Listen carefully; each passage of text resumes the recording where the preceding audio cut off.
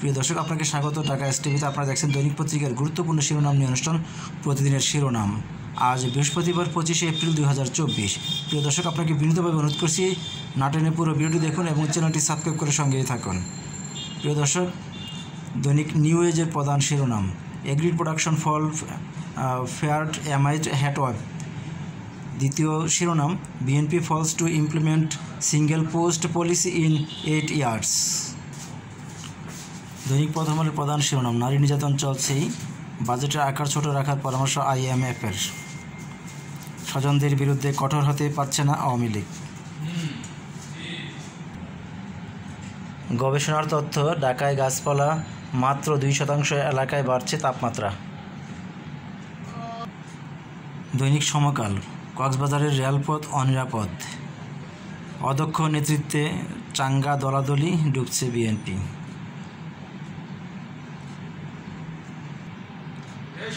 দৈনিক কালবেলা: মানবীকে মুখোশের আড়ালে ভয়ঙ্কর মিল্টন সমাদদার, মাদারীপুরে ফাঁস হওয়া প্রশ্নে ঢাকায় সমাধান।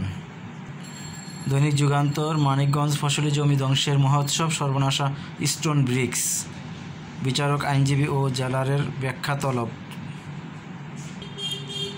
দৈনিক নয়াদিগন্ত: অতি উচ্চ ঝুঁকিতে শিশুরা, তাপপ্রবাহে ইউনিসেফের সতর্কতা, বিভিন্ন স্থানে ডায়রিয়া, বেড়েছে সুদ ও ব্যবসা ব্যয়, বাকিতে পণ্য আমদানির সুযোগ। আগামী অর্থ বছরের সঞ্চয়পত্র থেকে ঋণ লক্ষ্যমাত্রা 16,000 কোটি টাকা।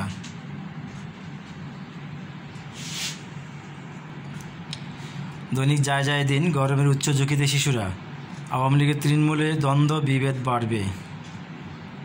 উপজেলা নির্বাচনে অংশ নেওয়ায় বিএনপির 64 নেতাকে শোকজ। রাঙ্গামাটিতে ট্রাক খাদে পড়ে 6 শ্রমিক নিহত।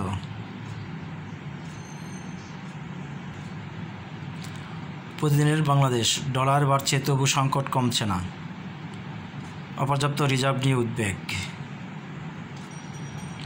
আজকালের খবর: অনুকূল আবহাওয়ায় ধান কাটা ও মাড়াইয়ের ধুম, হাওরে উৎসবের আমেজ, বোরোর বাম্পার ফলন।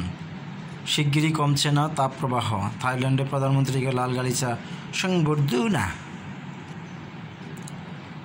আজকের পত্রিকা: মন্ত্রণালয় হাব মুখোমুখি, করের বোঝা বড় হবে আরও, একীভূতকরণ নিয়ে ব্যাংক খাত টালমাটাল, শেয়ারের দাম বাড়বে বেশি কমবে কম। হজ ব্যবস্থাপনা সৌদিতে বাড়ি ভাড়া, ধর্ম মন্ত্রণালয়ের দাবি বাণিজ্য করতে কিছু এজেন্সি দেরিতে বাড়ি ভাড়া করে। হাবের অভিযোগ, বাড়ি ভাড়ার জন্য সহায়তা করছে না মন্ত্রণালয়। হজযাত্রীদের ভিসার আবেদনের সময়সীমা শেষ হচ্ছে 29শে এপ্রিল।